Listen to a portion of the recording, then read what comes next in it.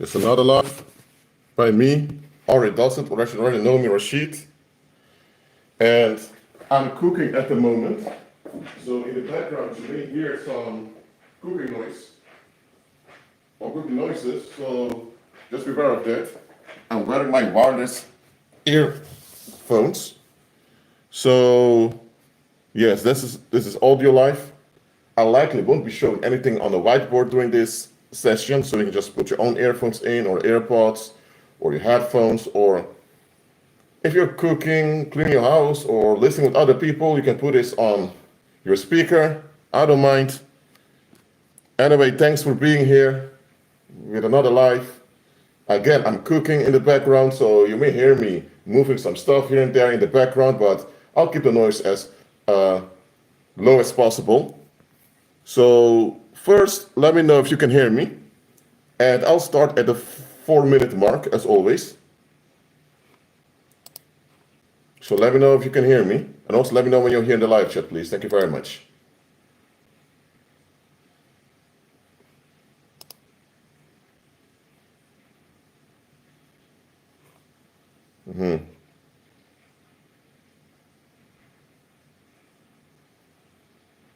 All right. Maria is here. Dart is here. Suzanne is here. Just B is here. Okay. I'll start at 4 minutes as always, so people will have the time to come in. Oh, I see the rice is done. Praise the Lord. Well, this live stream will likely be short, like 35 to 40 minutes, after the 4-minute mark. So I'll walk to the computer from time to time to see the live chat.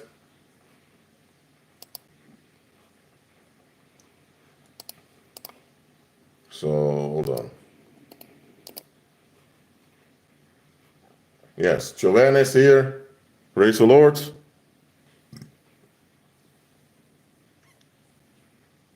God is good.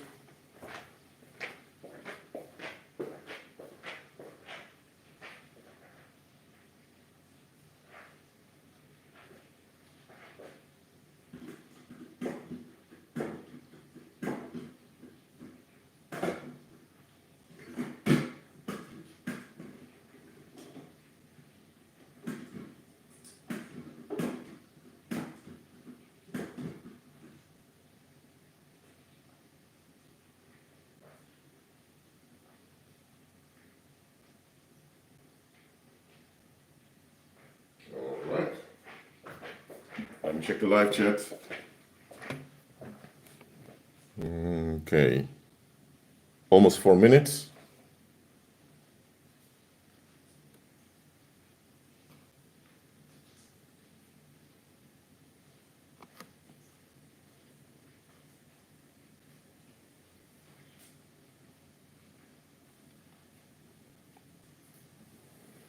That's chicken breast.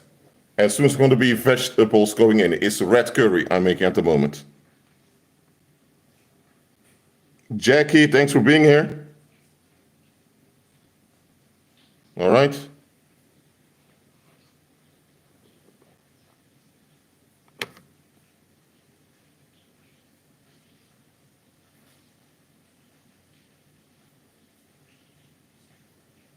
Four-minute mark, class has begun. All right.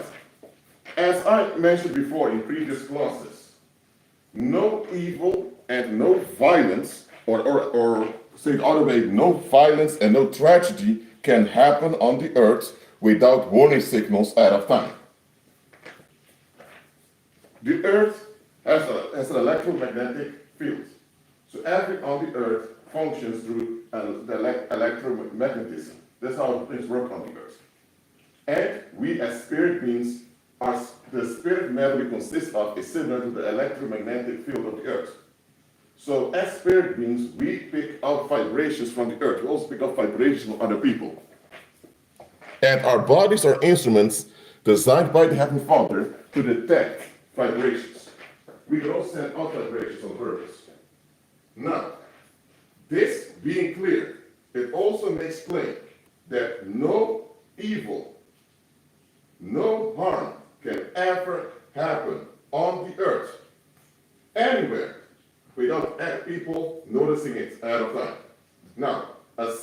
individual may overlook something. Maybe a group of people may overlook something.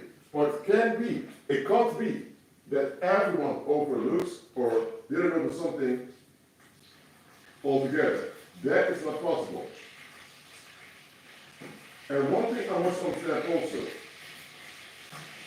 Hold on. You hear some stuff in the background. What else is serving?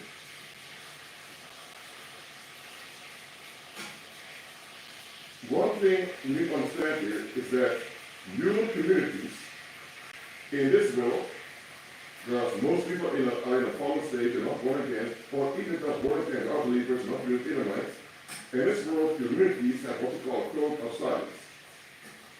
Now, when you work at a company, let's say you work at Shell, that company is a media society. And in the company, there's some rules you're not allowed to reveal information about the meetings and the decision of the company. Why? For obvious reasons. If you work at a bank, you're not allowed to reveal personal data of the clients to others who are not allowed to know about it. That's also clear. Okay? If you're working as a police officer investigating crime, you're not allowed to just publish police cases online. So we know that when it comes to keeping things quiet, it's necessary at times to keep things quiet. That's true. However, just because you keep something quiet doesn't mean you can't do something about it. For example, if there's a police investigation going on into the Berkeley, for example, and later found out there's also child abuse going on. Now look, the police is not going to formally state probably that it's covered child abuse or child pornography while investigating Berkeley. Because this may give the perpetrators a warning to hide or cover everything up. So the police will keep it quiet, and then simply they will set up the perpetrators, arrest them. So they keep it quiet, but do something about it. The thing with human communities in general is that not only do people keep things quiet, but they also don't do anything about it. There's no problem with you keeping something quiet. For practical reasons, that could be the case. For example, if there is, let's say a husband cheated on his wife, and the husband is a school teacher. Now, for the community, it will not be beneficial for this to come out. Why? Because this school teacher has a community function to inspire the youth. Okay? And if this affair comes out, it's going to decrease the social trust amongst the public of that community. And when social trust goes down, people tend to get anxious amongst one another, and that will lead to outbursts of violence. That's how it goes. Community trust is important. So, in this case, if the man had an affair on his wife, it may be a good thing for the community to keep this quiet. At the same time, the man must go into therapy and they must fix their marriage. As simple as that. And they may not talk about the affair, but they will realize, you know what? This is an issue in our community that men are cheating, that women are cheating. Let's talk about sexual health and how important it is for a community to be sexually healthy. So you don't have to throw all the dirt out. You get me? That's a lie. You don't have to throw out all the dirt that goes on, like some of those conspiracy theorists are doing. It can be healthy and even practical to keep some things hidden. You get me? Even police understand this when they're researching something. As long as you constructively do something about the matter. As simple as that. And that is something that many communities simply won't do. For example, let's talk about, I'm going to use this example anyway. I'm watchful with the words I'm using, not strictly using algorithm. Let's think about the Second World War. What was done to the Ashkenazi Jews. All right, let's look at that. They talk about how evil the Nazis were and horrible, but they forget to tell you that when the Ashkenazi Jews realized that, oh, we're being persecuted, this is going wrong, many of them went to the borders to enter the Netherlands, enter Belgium, France. Some of them wanted to board ships, also to go abroad. But look at this. Most countries where they aim to go to, told them, we won't accept you, go back. The Netherlands even closes borders with Germany so that there won't be a wave of Ashkenazi Jews coming to the Netherlands. These are things they are not telling you.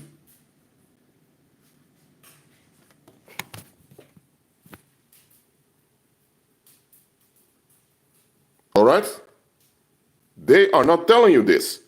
Because the moment they would tell you this, they would also need to tell you that, all right, so you need to tell me that it was known that those Ashkenazis were being afflicted. They even asked for help openly, but you guys refused to take them in. And after the World War was over, you all playing like you were all the victims. It will change how you look at that community. Now, but everyone can see that things that happened during the Second World War, everyone knows it could not have happened unless the public collaborated with it. I'm not saying everyone in the public collaborated, but a big portion of the population went along. You cannot,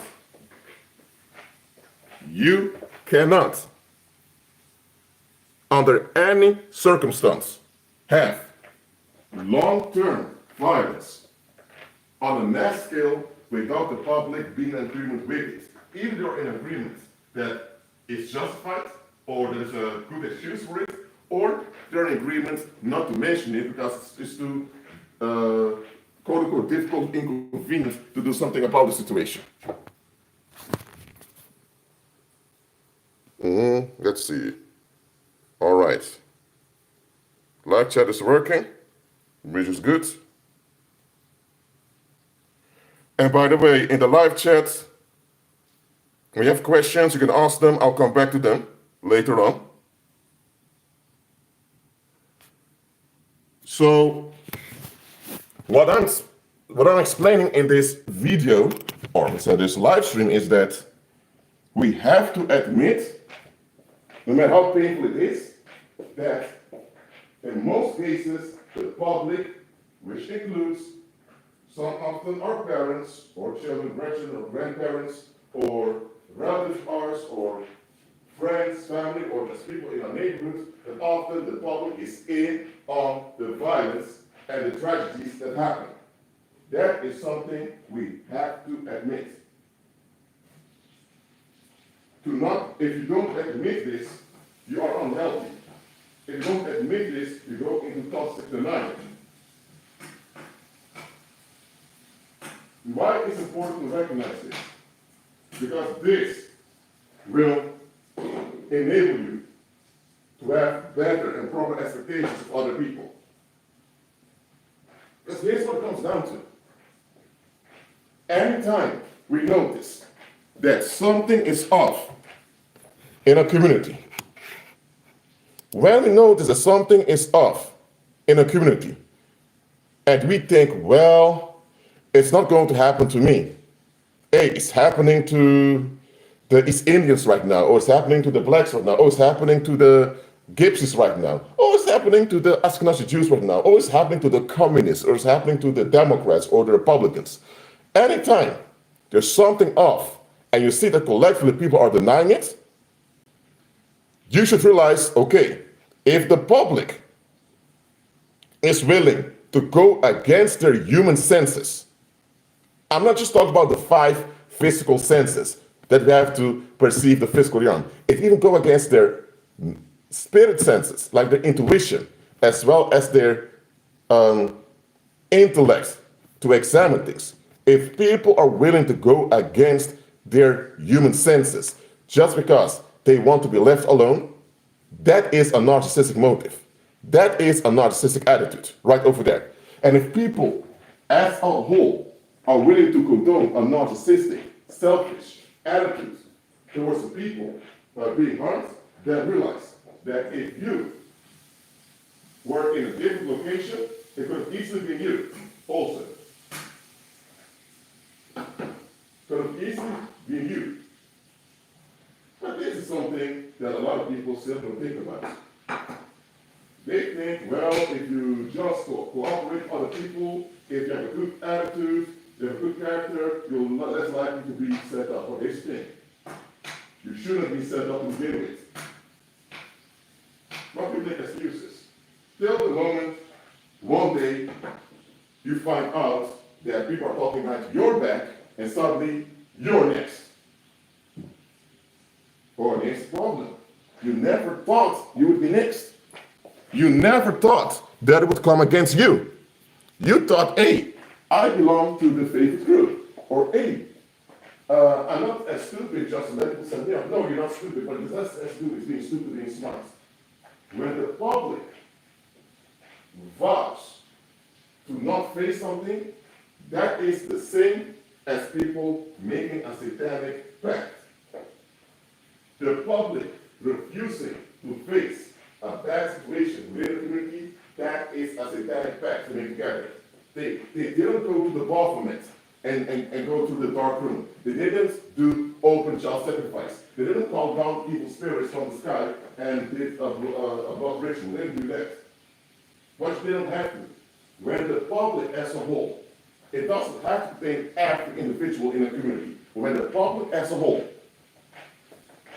vow that they don't want to address a situation, that is a satanic pact.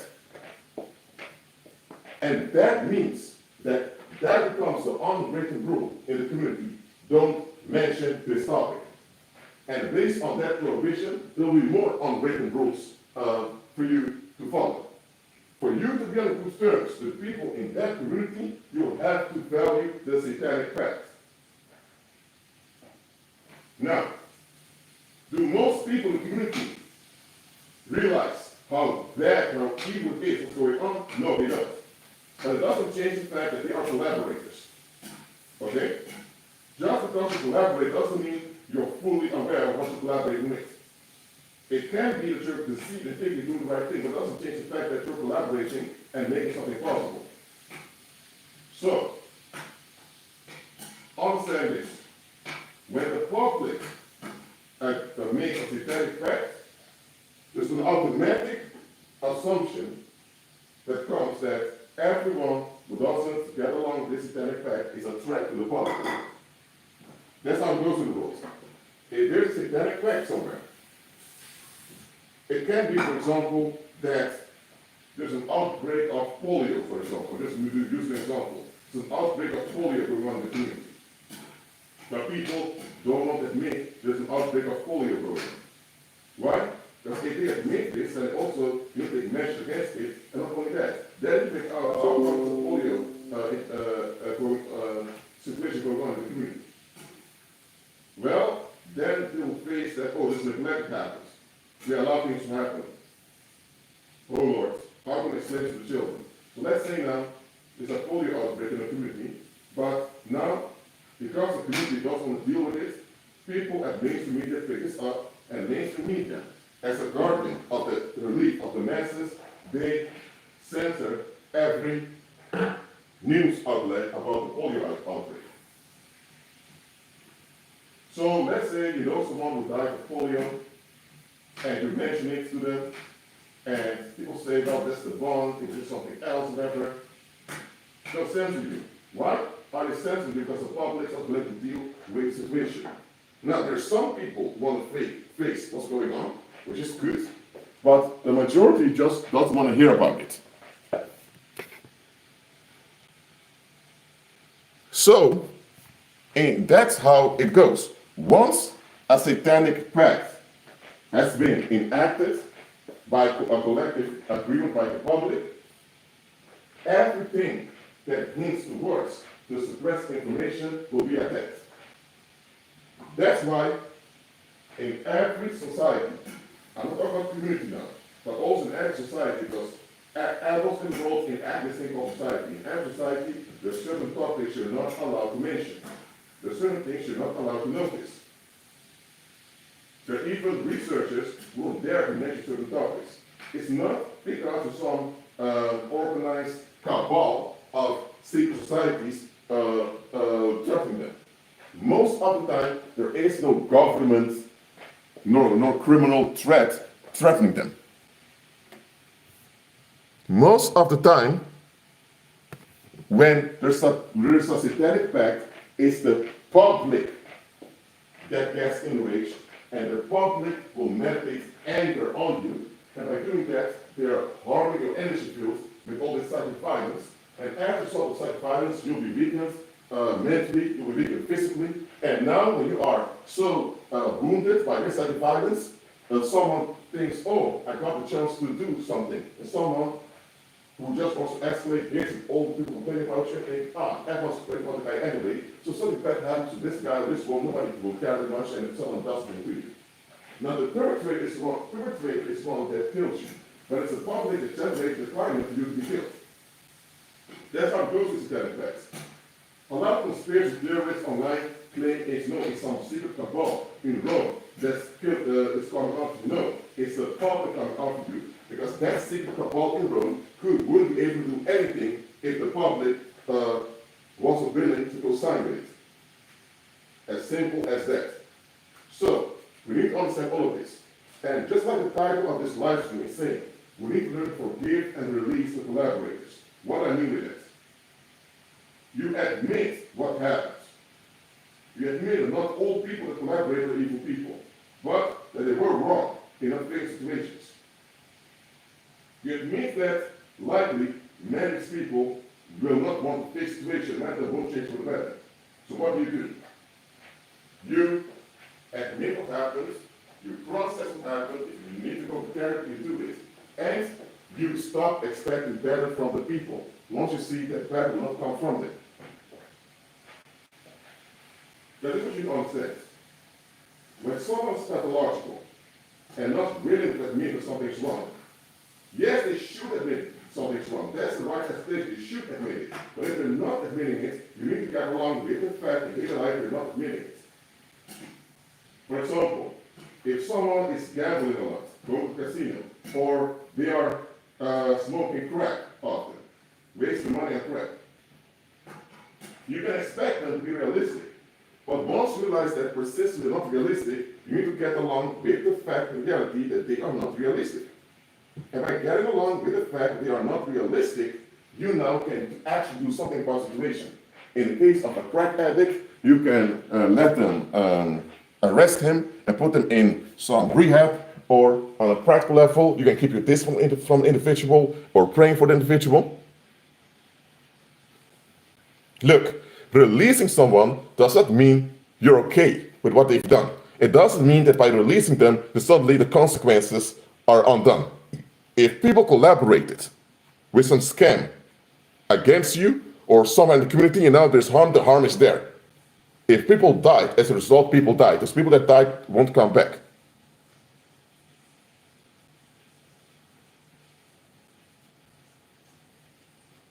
So you need to admit that, okay, the damage is here. We can't undo the damage, but we can process the damage so that better will happen in the future. And look at this. We shouldn't wait till a satanic pact is enacted for us to have this attitude. In this lifetime, that means till Jesus Christ comes back, there will be satanic pacts formed and enacted by the public. It will happen. It will simply happen. So, change the expectations you have concerning the people around you. If you expect people around you to always use the right mind and to do what's right, or even better, do what's best, then I'm telling you right now, cut it out. Many of them, I'm not saying all of them, but many of them are not even interested in doing neither what's right or what's best. Now, if you live in a neighborhood, that's an exception, where most people around you are alert and do what's best, that's good. Then I'm happier in such neighborhoods. But that's an exception. If you're dealing with an exception, be happy you're dealing with an exception, okay? But an exception is an exception. It's not the norm.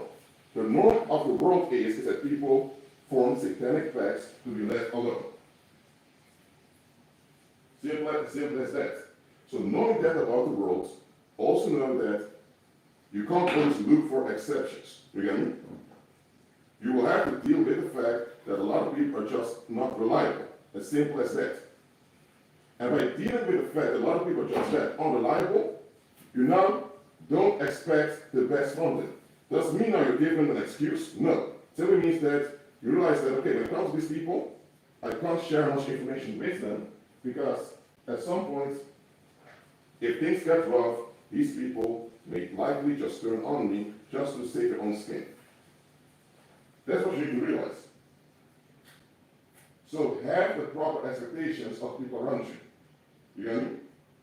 If they're not born again, they're not walking by faith, and they're not renewing their minds, then most likely they end up collaborating. And a lot of people, they end up collaborating because they refuse to look into the situation.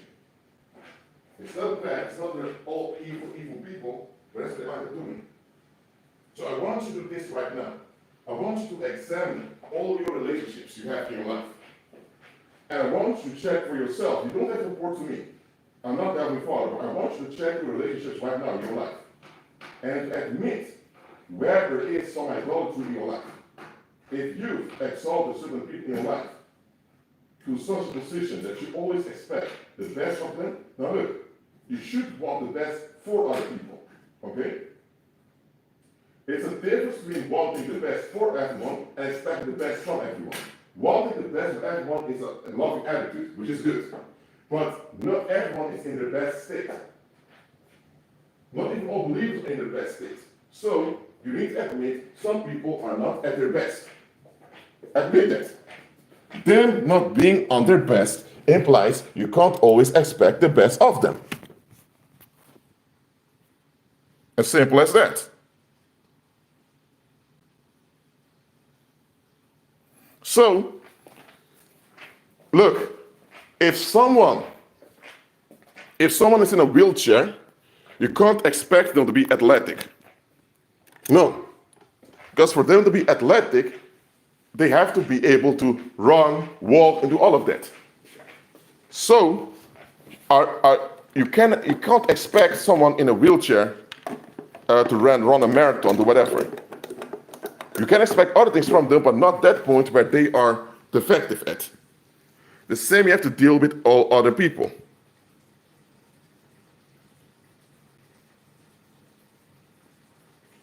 So, here's the thing.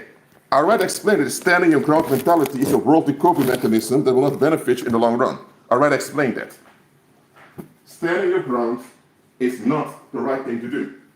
Because remember, the best fight is a fight you prevented. People that think in terms of standing your ground, don't take any shit from anyone, all of that, they end up in trouble. Why? Because in real life, most people don't even care whether you're guilty or innocent, whether you're the victim or the perpetrator. They just don't want to have to deal with anything uncomfortable. So they'll turn both on the perpetrator and the victim just to prove a point that they don't want to be bothered. That's how it often goes out there. So, the best fight is the fight you've prevented. As simple as that. So, that simply means that having the proper expectations of what and who people are is, let me say this, it's life-saving and life-changing. Why did I say it's life-saving? Because if you realize from the start that many of the folks around you will end up as collaborators whenever there's a lot of distress in the community, you already know, okay, I need to be alert. You already know, okay, I need to examine the people regularly to see whether they're realistic or not. I need to know where I stand. Too many people, they only assume the best from others. And it's only when the bad happens in the community that it's revealed that the best they've expected was improper. And now it's too late. Because either they are the target or they realize that the contention is escalating. Look, we're not going to avoid worldlings altogether and go to some uninhabited island only believers. No. We're not going to become antisocial and always be upset with other people. We're not going to do that. You have to learn to manage your own expectations of other people. Let your expectations be based on reality for how people are today. If people can be better, they can be better. And you can invest in people being better. Okay? If someone is a drug addict and they can heal and be better, you motivate them to be better. But in the present, they're still a drug addict. If within 2 years they're clean and they're doing better, that's within 2 years. But you have to deal with them in the present. So if you're in the present, there's still risk in the present. For example, if someone was stabbed in the street and then brought to a hospital, the hospital dealt with the wound, and the hospital will realize, oh, within just 2 months, this individual's better. But that's within 2 months. It's not right now. Right now, the individual is still in hospital. They need to recover because they've just been stabbed recently. So you have to deal with people with how they are today. Look, if someone was better off in the past than was then, you need to deal with them now. And here's the thing. If they are worse off now, listen, they are a grown individual, a grown man or a grown woman. You can't change them because they're a grown man or a grown woman. If they're worse off today and they refuse to see they're worse off, then limit contact, limit interaction, and avoid their toxicity. As simple as that. Look, just because you have love towards someone doesn't mean you must be involved with them. Oh, listen to this. Just because you love someone does not mean you have to be involved with them. As simple as that. You can walk in love towards someone and avoid being involved with them for practical reasons. And those practical reasons have nothing to do with hatred, with resentment or unforgiveness. If someone simply is not safe to be around, then they're not safe to be around. For example, you can have love towards, let's say, your dad. But if your dad is a violent criminal, and maybe even a child molester or whatever, they have to mean, okay, I love my dad had a lot for me when I was growing up, so you have love towards your father. But you know you can't be involved with your dad because your dad is dangerous, okay? Or it can be that you're from the hood, and you want to invest in your own people, but you realize that people from the hood, where you're from, they're not in the right state of mind to deal with investments. So, behind the scenes, you can donate money and start projects, but you avoid being involved with them directly. Just because you have love and concern for someone doesn't require you to be involved with them. That's a misconception.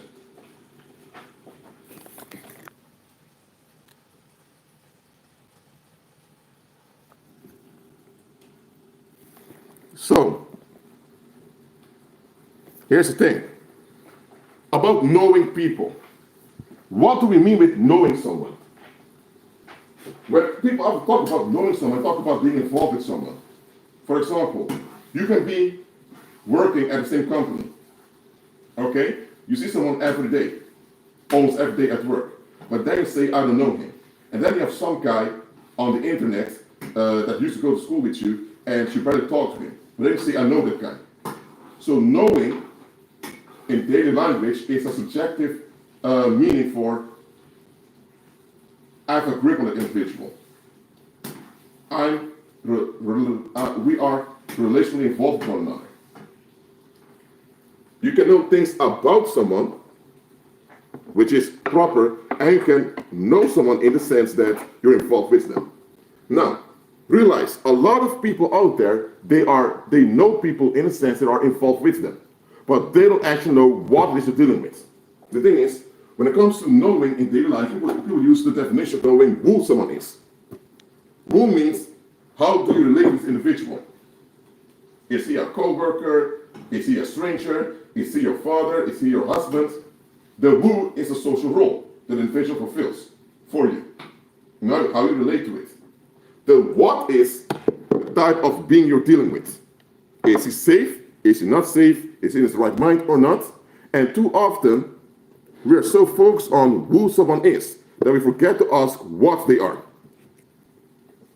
So before you want to figure out who someone is or who someone can become, who can be for you, because who someone is refers to the social role they have, you need to figure out what are they.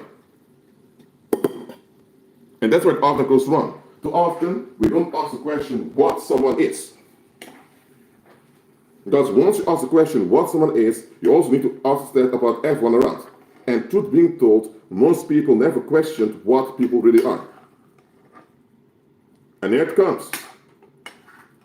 It can be, for example, it can be that a stranger, it can be a plumber. Let's say your toilet is clogged and you can't fix it, and you ask a plumber to come around. The plumber comes around and he says hi to you. You greet one another in an informal way, and he begins to work on your toilet. But then, when the plumber goes outside for a smoke, let's say he's a smoker because he's a role-playing, he looks at the neighborhood and he senses that people in the neighborhood are kind of pissed off at you. He sees that the people in the neighborhood are looking at your house with anger. Now, this plumber is not relationally involved with you. He's just a stranger who does the job for you. However, because he has no investment there in the community, he's not blinded from seeing what's going on. He can clearly see that there is collective anger against you. So the plumber who just arrived there for like maybe 20 minutes can see clearly what's going on better than you do.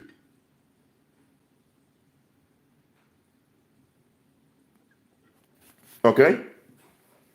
And that is the number one reason why narcissists often want to isolate you from other people. Because other people can inform you of what they're doing to you.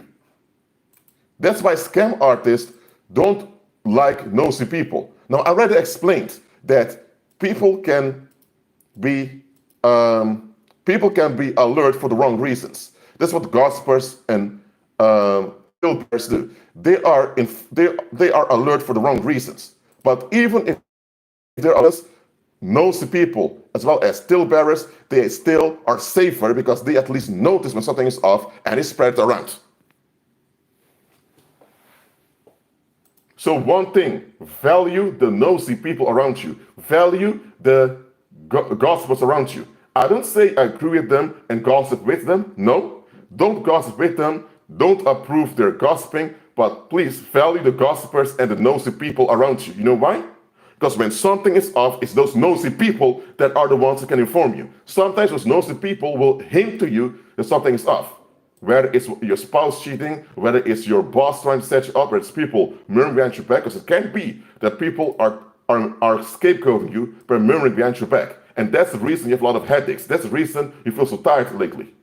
And you can't figure out why you feel so tired. You go to the doctor often, and then one day a nosy individual tells you, Kevin, do you know this woman called Sarah? I used to tell him, that's none of your business, man. You tell him, okay, it's none of my business, but I need to tell you this Sarah is complaining about you. And then you ask them, which Sarah? The one that at your previous workplace. She's complaining and lying about you, man. Now, in this case, you thought, why it's not this guy's business. Why do you ask if I know any woman called Sarah? Well, that attitude of, hey, it's none of your business, this protective attitude, if you would have stayed with it, you would have perished. Often we have this attitude, it's none of your business. Why should I tell you that? Now look, if someone is a narcissist or someone is a flying monkey, they're sent by the enemy to gain information used against you, then you should avoid offering information. But nosy or people or gossipers in general, they can be handy in warning you. It's often the gossipers and the nosy people that are more interested in warning you to begin with. So value, I don't say endorse and fellowship, but value the nosy people and the gossipers around you.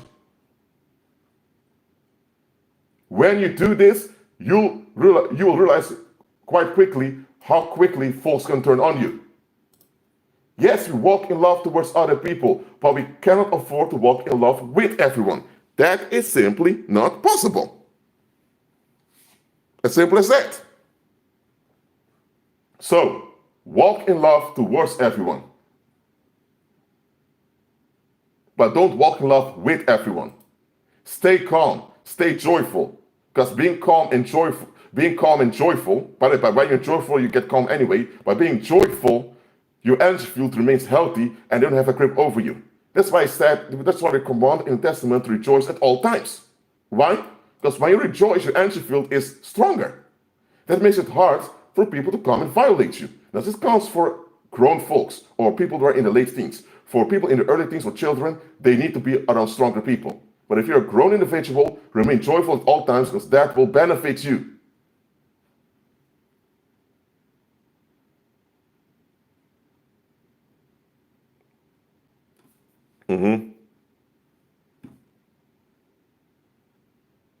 All right? Look, as simple as that. So, again, do not get upset, do not feel betrayed, do not escalate by becoming, how do I say, antisocial, all of that. Just realize you have to deal with other people, you have to deal with worldlings, but realize many of these worldlings, they are in the mode of fleeing. Anytime something difficult happens, as a collective, they flee or they seek to escalate on someone. They're not all evil people, they're not all bad people, but they have a defective attitude. They're not in their right mind. Admit that. And once you admit this, now you learn how to properly deal with it. Have the right expectations, release them, so that you don't get bitter or whatever, but just realize you can't walk with every one of them. As simple as that.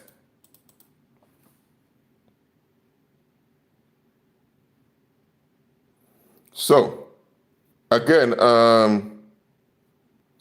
Chuba and Mark, I'm going to call you on WhatsApp very briefly. I'm not going to take much of your time because I know you guys are working, but I'm going to call you soon after the live stream, so keep your WhatsApp in check. But for now, this is what we need to do. Forgive people and release them by having proper expectations on them. People are not entitled to be antisocial and neglectful. They're not. But if that's what they are, that's what they are. They should be better, but realize in the present they're not. Deal with them as how they are now. Have the proper expectation of other people. All right? So always, on a daily basis, self-reflect, on a daily basis, fast and pray so that you won't develop wrong expectations. Okay? Well, that's it for now. I already told you this live stream will be short. Are there any questions related to this topic? Let me know now. And if Chuba and Mark are there, keep your WhatsApp on because I'm about to call you.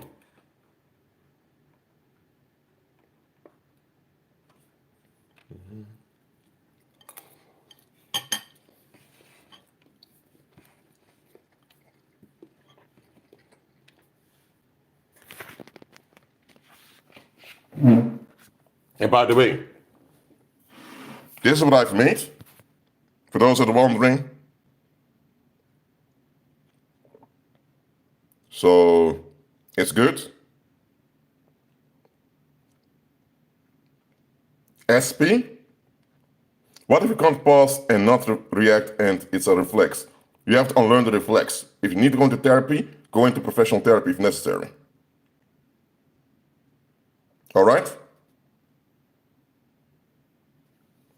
All right. Well, I didn't get any other questions. Anyway, thank you very much for listening. Please, agree with Christ. He's Lord. I'm not. Agree with him. Use your common and natural sense. Pay attention to your intuition and be realistic about folks around you. Walk in love towards them, but you can't walk in love with everyone.